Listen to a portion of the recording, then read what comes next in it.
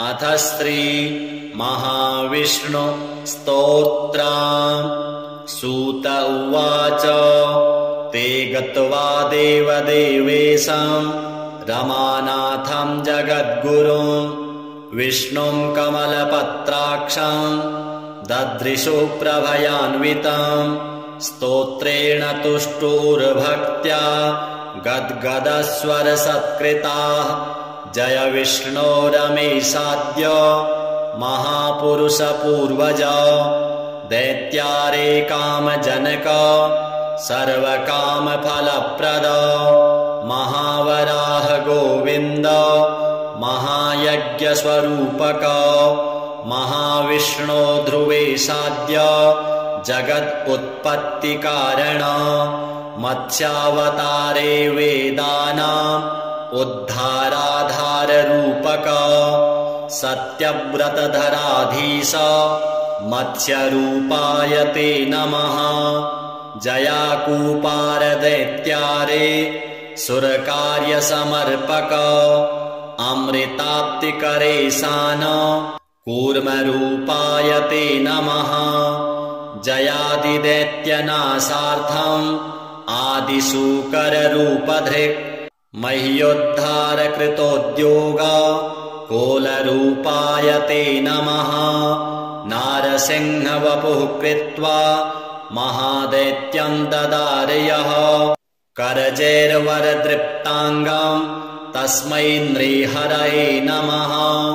वामनं रूपमास्थाय त्रैलोक्यैश्वर्यमोहितं बलिं सञ्चलयामास तस्मै वामनरूपिणे। दुष्टक्षत्रविनाशाय सहस्रकरशत्रवे रेणुकागर्भजाताय जामदग्न्याय ते नमः। दुष्टराक्षसपौलस्त्य शिरच्छेदपटीयसे श्रीमद्दाशरथे तुभ्यं नमोऽनन्तक्रमाय च। कंसदुर्योधनाद्यैश्च दैत्यैः पृथिवीशलाञ्छनैः भाराक्रान्तां महीयोषा उज्जहार महाविभुः। धर्मं संस्थापयामास पापं कृत्वा सुदूरतः तस्मै कृष्णाय देवाय नमोऽस्तु बहुधा विभो। दुष्टयज्ञविघाताय पशुहिंसानिवृत्तये बौद्धरूपं दधौ योऽसौ तस्मै देवाय ते नमः। म्लेच्छप्रायेऽखिले लोके दुष्टराजन्यपीडिते कल्किरूपं समादध्यौ देवदेवाय ते नमः। दशावतारास्ते देव भक्तानां रक्षणाय वै दुष्टदैत्यविघाताय तस्मात् त्वं सर्वदुःखहृत् जय भक्तार्तिनाशाय। धृतं नारीजलात्मसु रूपं येन त्वया देव कोऽन्यस्त्वत्तोदयानिधिः। इत्येवं देवदेवेशं स्तुत्वा श्रीपीतवाससं प्रणेमुर्भक्तिसहिताः साष्टाङ्गं विबुधर्षभाः। तेषां स्तवं समाकर्ण्य देवः श्रीपुरुषोत्तमः उवाच विबुधान् सर्वान् हर्षयत् श्रीगदाधरः।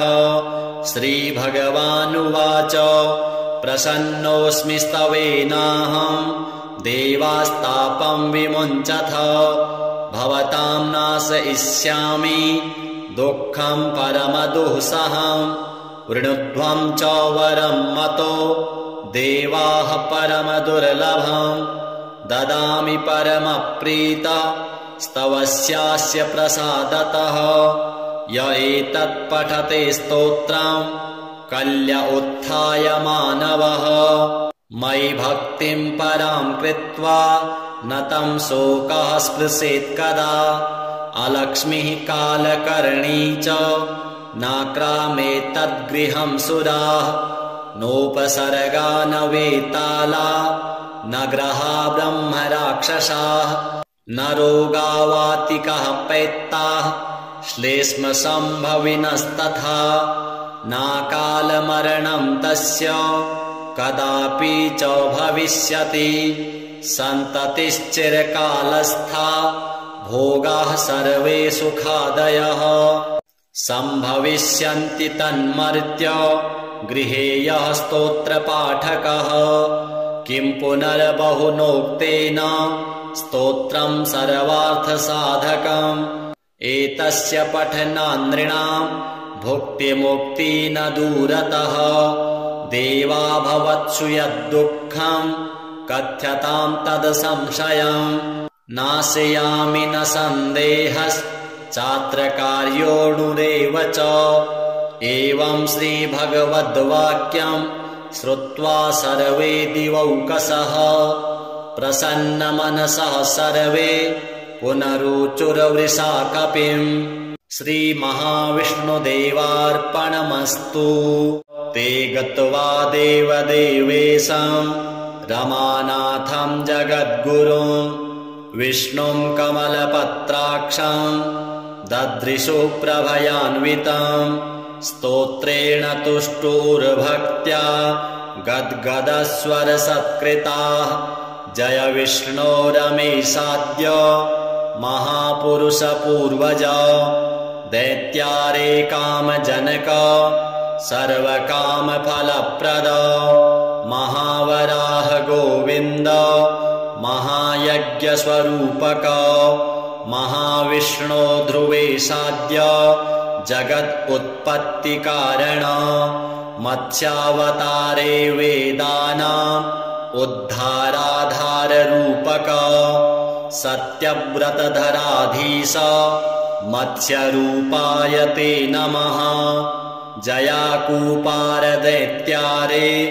सुरकार्यसमर्पक अमृताप्तिकरे सान कूर्मरूपाय ते नमः जयादिदैत्यनाशार्थम् आदिशूकररूपधृक् मह्योद्धारकृतोद्योग कोलरूपाय ते नमः नारसिंहवपुः कृत्वा महादैत्यं ददारयः करजैर्वरदृप्ताङ्गं तस्मै नृहरये नमः वामनं रूपमास्थाय त्रैलोक्यैश्वर्यमोहितं बलिं सञ्चलयामास तस्मै वामनरूपिणे दुष्टक्षत्रविनाशाय सहस्रकरशत्रवे रेणुकागर्भजाताय जामदग्न्याय ते नमः दुष्टराक्षसपौलस्त्य शिरच्छेदपटीयसे श्रीमद्दाशरथे तुभ्यं नमोऽनन्तक्रमाय च कंसदुर्योधनाद्यैश्च दैत्यैः पृथ्वीशलाञ्छनैः भाराक्रान्तां महीयोषा उज्जहार महाविभुः धर्मं संस्थापयामास पापं कृत्वा सुदूरतः तस्मै कृष्णाय देवाय नमोऽस्तु बहुधा विभो दुष्टयज्ञविघाताय पशुहिंसानिवृत्तये बौद्धरूपं दधौ योऽसौ तस्मै देवाय ते नमः म्लेच्छप्रायेऽखिले लोके दुष्टराजन्यपीडिते कल्किरूपं समादध्यौ देवदेवाय ते नमः दशावतारास्ते देव भक्तानां रक्षणाय वै दुष्टदैत्यविघाताय तस्मात् त्वं सर्वदुःखहृत् जय भक्तार्तिनाशाय धृतं नारीजलात्मसु रूपं येन त्वया देव कोऽन्यस्त्वत्तोदयानिधिः इत्येवं देवदेवेशं स्तुत्वा श्रीपीतवाससं प्रणेमुर्भक्तिसहिताः साष्टाङ्गं विबुधर्षभः तेषां स्तवं समाकर्ण्य देवः श्रीपुरुषोत्तमः उवाच विबुधान् सर्वान् हर्षयत् श्रीगदाधरः श्रीभगवानुवाच प्रसन्नोऽस्मि स्तवेनाहं देवास्तापं विमुञ्चथ भवतां नाशयिष्यामि दुःखं परमदुःसहं वृणुध्वं च वरं मतो देवाः परमदुर्लभं ददामि परमप्रीत स्तवस्यास्य प्रसादतः य एतत् पठते स्तोत्रं कल्य उत्थाय मानवः मयि भक्तिं परां कृत्वा न तं शोकः स्पृशेत् कदा अलक्ष्मीः कालकर्णी च नाक्रामेतद्गृहं सुराः नोपसर्गा न वेताला न ग्रहा ब्रह्मराक्षसाः न रोगावातिकः पैत्ताः श्लेष्मसम्भविनस्तथा नाकालमरणं तस्य कदापि च भविष्यति सन्ततिश्चिरकालस्था भोगाः सर्वे सुखादयः सम्भविष्यन्ति तन्मर्त्य गृहे यः स्तोत्रपाठकः किं पुनर्बहुनोक्तेन स्तोत्रं सर्वार्थसाधकम् एतस्य पठनान् नृणां भुक्तिमुक्ति न दूरतः देवा भवत्सु यद्दुःखं कथ्यतां तद्संशयम् नाशयामि न सन्देहश्चात्रकार्योऽणुरेव च एवं श्रीभगवद्वाक्यं श्रुत्वा सर्वे दिवौकसः प्रसन्नमनसः सर्वे पुनरुचुर्वृषा कपिम् श्रीमहाविष्णुदेवार्पणमस्तु ते गत्वा देवदेवेशं रमानाथं जगद्गुरुं विष्णुं कमलपत्राक्षं ददृशु प्रभयान्वितं स्तोत्रेण तुष्टुर्भक्त्या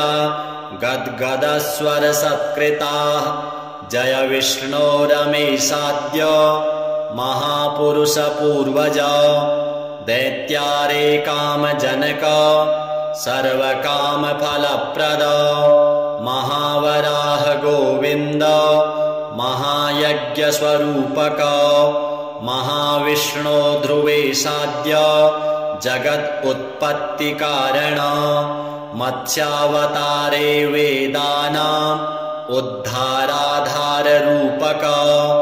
सत्यव्रतधराधीश मत्स्यरूपाय ते नमः जयाकूपारदैत्यारे सुरकार्यसमर्पक अमृताप्तिकरे सान कूर्मरूपाय ते नमः जयादिदैत्यनाशार्थम् आदिशूकररूपधृक् मह्योद्धारकृतोद्योग कोलरूपाय ते नमः नारसिंहवपुः कृत्वा महादैत्यं ददारयः करजैर्वरदृप्ताङ्गं तस्मै नृहरये नमः वामनं रूपमास्थाय त्रैलोक्यैश्वर्यमोहितं बलिं सञ्चलयामास तस्मै वामनरूपिणे दुष्टक्षत्रविनाशाय सहस्रकरशत्रवे रेणुकागर्भजाताय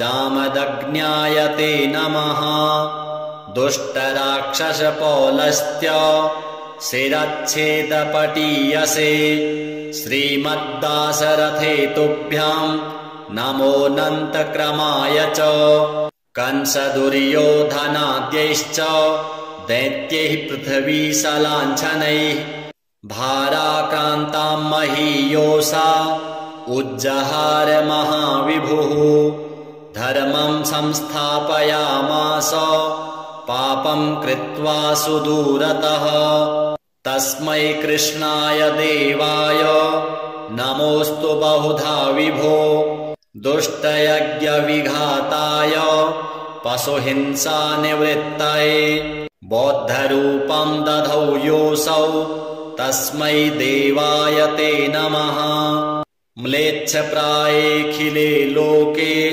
दुष्टराजन्यपीडिते कल्किरूपं समादध्यौ देवदेवाय ते नमः दशावतारास्ते देव भक्तानां रक्षणाय वै दुष्टदैत्यविघाताय तस्मात् त्वं सर्वदुःखहृत् जय भक्तार्तिनाशाय धृतं नारीजलात्मसु रूपं येन त्वया देव कोऽन्यस्त्वत्तोदयानिधिः इत्येवं देवदेवेशं स्तुत्वा श्रीपीतवाससं प्रणेमुर्भक्तिसहिताः साष्टाङ्गं विबुधर्षभाः तेषां स्तवं समाकर्ण्य देवः श्रीपुरुषोत्तमः उवाच विबुधान् सर्वान् हर्षयत् श्रीगदाधरः श्रीभगवानुवाच प्रसन्नोऽस्मि स्तवेनाहं देवास्तापं विमुञ्चथ भवतां नाशयिष्यामि दुःखं परमदुःसहं वृणुध्वं च वरं मतो देवाः परमदुर्लभं ददामि परमप्रीत स्तवस्यास्य प्रसादतः य एतत् पठते स्तोत्रं कल्य उत्थाय मानवः मयि भक्तिं परां कृत्वा न तं शोकः स्पृशेत् कदा अलक्ष्मीः कालकर्णी च नाक्रामेतद्गृहं सुराः नोपसर्गा न वेताला न ग्रहा ब्रह्मराक्षसाः न रोगावातिकः पैत्ताः श्लेष्मसम्भविनस्तथा नाकालमरणं तस्य कदापि च भविष्यति सन्ततिश्चिरकालस्था भोगाः सर्वे सुखादयः सम्भविष्यन्ति तन्मर्त्य गृहे यः स्तोत्रपाठकः किं पुनर्बहुनोक्तेन स्तोत्रं सर्वार्थसाधकम् एतस्य पठनान् नृणां भुक्तिमुक्ति न दूरतः देवा भवत्सु यद्दुःखं कथ्यतां तद्संशयं नाशयामि न सन्देहश्चात्रकार्योऽणुरेव च एवं श्रीभगवद्वाक्यं श्रुत्वा सर्वे दिवौकसः प्रसन्नमनसः सर्वे पुनरुचुर्वृषा कपिम्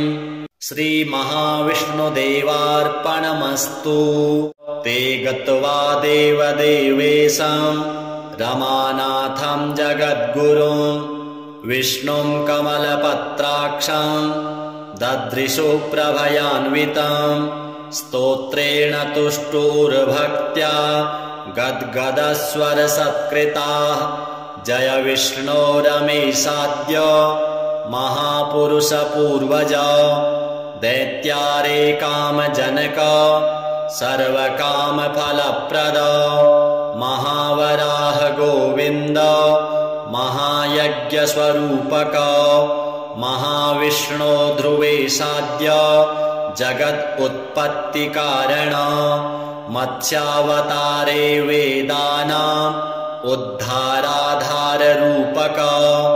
सत्यव्रतधराधीश मत्स्यरूपाय ते नमः जयाकूपारदैत्यारे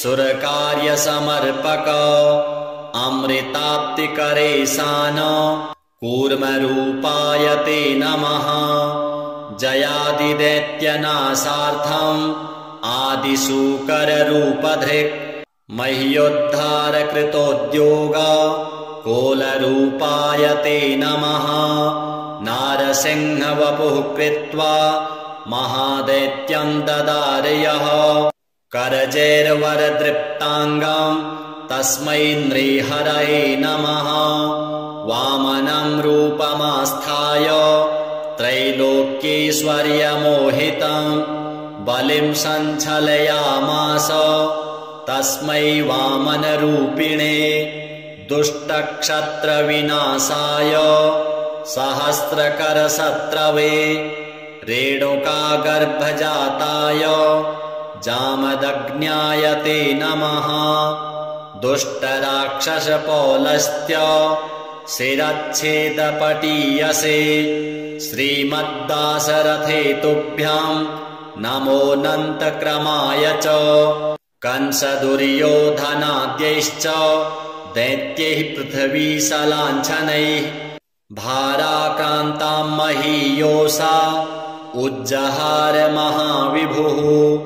धर्मं संस्थापयामास पापं कृत्वा सुदूरतः तस्मै कृष्णाय देवाय नमोऽस्तु बहुधा विभो। दुष्टयज्ञविघाताय पशुहिंसानिवृत्तये बौद्धरूपं दधौ योऽसौ तस्मै देवाय ते नमः। म्लेच्छप्रायेऽखिले लोके दुष्टराजन्यपीडिते कल्किरूपं समादध्यौ देवदेवाय ते नमः। दशावतारास्ते देव भक्तानां रक्षणाय वै दुष्टदैत्यविघाताय तस्मात् त्वं सर्वदुःखहृत् जय भक्तार्तिनाशाय। धृतं नारीजलात्मसु रूपं येन त्वया देव कोऽन्यस्त्वत्तोदयानिधिः। इत्येवं देवदेवेशं स्तुत्वा श्रीपीतवाससं प्रणेमुर्भक्तिसहिताः साष्टाङ्गं विबुधर्षभाः। तेषां स्तवं समाकर्ण्य देवः श्रीपुरुषोत्तमः उवाच विबुधान् सर्वान् हर्षयत् श्रीगदाधरः। श्रीभगवानुवाच प्रसन्नोऽस्मि स्तवेनाहं देवास्तापं विमुञ्चथ। भवतां नाशयिष्यामि दुःखं परमदुःसहं। वृणुध्वं च वरं मतो देवाः परमदुर्लभं। ददामि परमप्रीत स्तवस्यास्य प्रसादतः। य एतत् पठते स्तोत्रं कल्य उत्थाय मानवः। मयि भक्तिं परां कृत्वा न तं शोकः स्पृशेत् कदा। अलक्ष्मीः कालकर्णी च नाक्रामेतद्गृहं सुराः। नोपसर्गा न वेताला न ग्रहा ब्रह्मराक्षसाः। न रोगावातिकः पैत्ताः श्लेष्मसम्भविनस्तथा। नाकालमरणं तस्य कदापि च भविष्यति। सन्ततिश्चिरकालस्था भोगाः सर्वे सुखादयः। सम्भविष्यन्ति तन्मर्त्य गृहे यः स्तोत्रपाठकः। किं पुनर्बहुनोक्तेन स्तोत्रं सर्वार्थसाधकम्। एतस्य पठनान् नृणां भुक्तिमुक्ति न दूरतः। देवा भवत्सु यद्दुःखं कथ्यतां तद्संशयम्। नाशयामि न सन्देहश्चात्रकार्योऽणुरेव च। एवं श्रीभगवद्वाक्यं श्रुत्वा सर्वे दिवौकसः प्रसन्नमनसः सर्वे पुनरुचुर्वृषा कपिम्। श्रीमहाविष्णुदेवार्पणमस्तु। ते गत्वा देवदेवेशं रमानाथं जगद्गुरुं विष्णुं कमलपत्राक्षं ददृशु प्रभयान्वितं। स्तोत्रेण तुष्टुर्भक्त्या गद्गदस्वरसत्कृताः। जय विष्णो रमेशाद्य महापुरुषपूर्वज। दैत्यारे कामजनक सर्वकामफलप्रद महावराह गोविन्द महायज्ञस्वरूपक महाविष्णो ध्रुवेशाद्य जगत् उत्पत्तिकारण मत्स्यावतारे वेदानाम् उद्धाराधाररूपक सत्यव्रतधराधीश मत्स्यरूपाय ते नमः जयाकूपारदैत्यारे सुरकार्यसमर्पक अमृताप्तिकरे सान कूर्मरूपाय ते नमः जयादिदैत्यनाशार्थम् आदिशूकररूपधृक् मह्योद्धारकृतोद्योग कोलरूपाय ते नमः नारसिंहवपुः कृत्वा महादैत्यं ददारयः करजैर्वरदृप्ताङ्गम् तस्मै नृहरये नमः वामनं रूपमास्थाय त्रैलोक्यैश्वर्यमोहितं बलिं सञ्चलयामास तस्मै वामनरूपिणे दुष्टक्षत्रविनाशाय सहस्रकरशत्रवे रेणुकागर्भजाताय जामदग्न्याय ते नमः दुष्टराक्षसपौलस्त्य शिरच्छेदपटीयसे श्रीमद्दाशरथे तुभ्यां नमोऽनन्तक्रमाय च कंसदुर्योधनाद्यैश्च दैत्यैः पृथ्वीशलाञ्छनैः भाराक्रान्तां महीयोषा उज्जहार महाविभुः धर्मं संस्थापयामास पापं कृत्वा सुदूरतः तस्मै कृष्णाय देवाय नमोऽस्तु बहुधा विभो दुष्टयज्ञविघाताय पशुहिंसानिवृत्तये बौद्धरूपं दधौ योऽसौ तस्मै देवाय ते नमः म्लेच्छप्रायेऽखिले लोके दुष्टराजन्यपीडिते कल्किरूपं समादध्यौ देवदेवाय ते नमः दशावतारास्ते देव भक्तानां रक्षणाय वै दुष्टदैत्यविघाताय तस्मात् त्वं सर्वदुःखहृत् जय भक्तार्तिनाशाय धृतं नारीजलात्मसु रूपं येन त्वया देव कोऽन्यस्त्वत्तोदयानिधिः इत्येवं देवदेवेशं स्तुत्वा श्रीपीतवाससं प्रणेमुर्भक्तिसहिताः साष्टाङ्गं विबुधर्षभाः तेषां स्तवं समाकर्ण्य देवः श्रीपुरुषोत्तमः उवाच विबुधान् सर्वान् हर्षयत् श्रीगदाधरः श्रीभगवानुवाच प्रसन्नोऽस्मि स्तवेनाहं देवास्तापं विमुञ्चथ भवतां नाशयिष्यामि दुःखं परमदुःसहं वृणुध्वं च वरं मतो देवाः परमदुर्लभं ददामि परमप्रीत स्तवस्यास्य प्रसादतः य एतत् पठते स्तोत्रं कल्य उत्थाय मानवः मयि भक्तिं परां कृत्वा न तं शोकः स्पृशेत् कदा अलक्ष्मीः कालकर्णी च नाक्रामेतद्गृहं सुराः नोपसर्गा न वेताला न ग्रहा ब्रह्मराक्षसाः न रोगावातिकः पैत्ताः श्लेष्मसम्भविनस्तथा नाकालमरणं तस्य कदापि च भविष्यति सन्ततिश्चिरकालस्था भोगाः सर्वे सुखादयः सम्भविष्यन्ति तन्मर्त्य गृहे यः स्तोत्रपाठकः किं पुनर्बहुनोक्तेन स्तोत्रं सर्वार्थसाधकम् एतस्य पठनान् नृणाम् भुक्तिमुक्ति न दूरतः।